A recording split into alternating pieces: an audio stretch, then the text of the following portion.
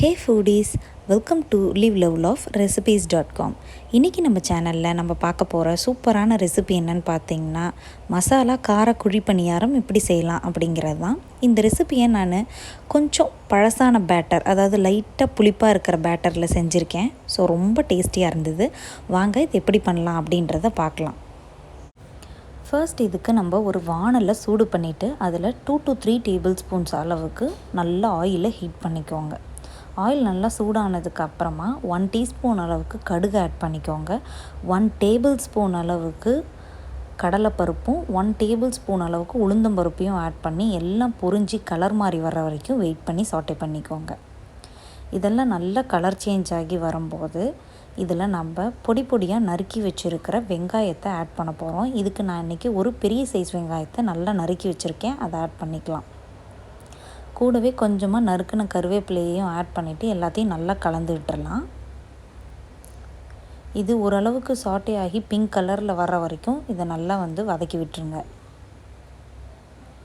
இது நல்லா colour change ஆகி வரும்போது ஒரு ஹாஃப் கேரட்டை இந்த மாதிரி நல்லா துருவி வச்சுருக்கேன், அதையும் ஆட் பண்ணிவிட்டு கலந்து விட்டுறலாம்.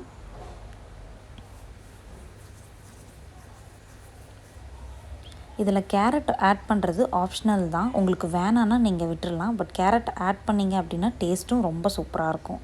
இப்போது இந்த ரெசிபிக்கு தேவையான சால்ட்டையும் ஆட் பண்ணிவிட்டு எல்லாத்தையும் நல்லா கலந்து விட்டுடலாம்.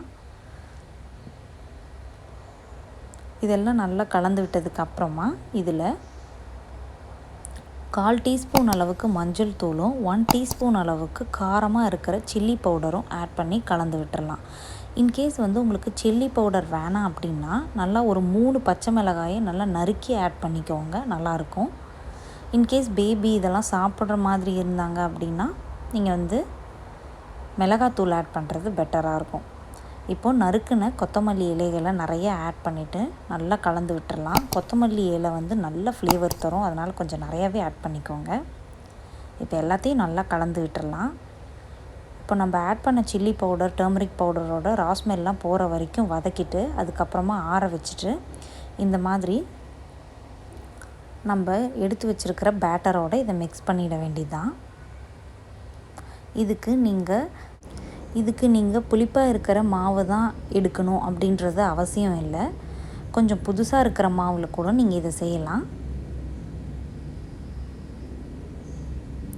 இப்போது நம்ம மாவோடு சேர்த்து நம்ம வதக்கி வச்சுருக்கிற பொருளெல்லாம் நல்லா கலந்து விட்டுறலாம்.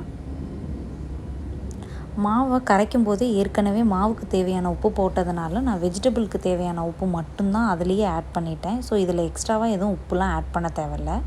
இப்போது குழிப்பணியார சட்டியை நல்லா சூடு பண்ணிக்கலாம். எண்ணெய் ஊற்றிட்டு அதெல்லாம் நல்லா சூடானதுக்கப்புறமா இதில் மாவை கொஞ்சம் கொஞ்சமாக அதில் ஊற்றிக்கலாம்.